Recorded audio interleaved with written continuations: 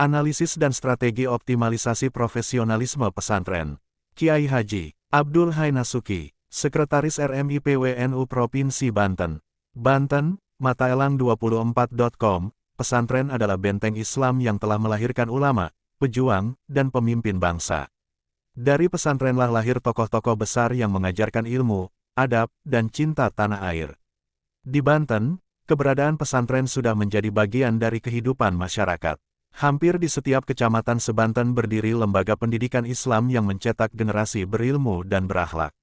Namun, di tengah perkembangan zaman yang begitu cepat, pesantren-pesantren di Banten juga menghadapi sejumlah kelemahan dan tantangan yang tidak bisa diabaikan.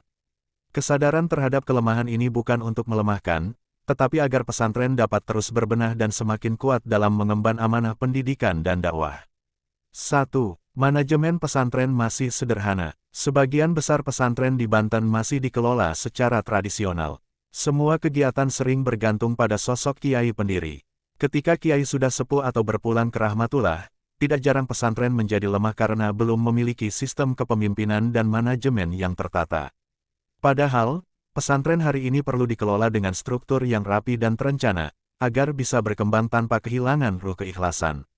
Penguatan administrasi, keuangan, dan program pendidikan menjadi kebutuhan yang mendesak. Pesantren harus bertransformasi tanpa kehilangan jati dirinya. Administrasi boleh modern, tapi niat tetap lillahi ta'ala. Abuya Muhtadi Cidahu. 2. Kualitas guru dan tenaga pengajar masih perlu ditingkatkan. Para ustaz dan guru pesantren dikenal sangat ikhlas dalam mengajar. Namun, sebagian dari mereka belum memiliki pelatihan yang cukup dalam bidang metodologi pembelajaran dan teknologi pendidikan.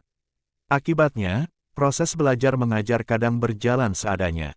Pesantren perlu membuka diri terhadap pelatihan dan kerjasama dengan lembaga pendidikan lain, agar para guru memiliki kemampuan yang sesuai dengan kebutuhan zaman, tanpa kehilangan nilai keikhlasan dan keteladanan.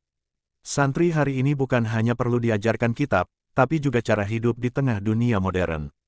Guru pesantren harus siap menghadapi dua dunia, kitab kuning dan dunia digital. 3. Fasilitas dan sarana belajar belum merata. Masih banyak pesantren di pelosok Banten yang kondisi fasilitasnya sederhana. Asrama santri yang padat, ruang kelas terbatas, kitab yang sudah usang, bahkan ada yang masih kekurangan air bersih dan listrik. Meskipun para santri tetap semangat, keadaan ini menjadi tantangan yang harus dijawab bersama.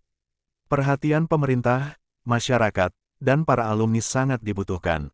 Pesantren adalah benteng moral bangsa, dan benteng itu harus dijaga agar tetap kokoh, tidak dibiarkan lapuk dimakan waktu. 4.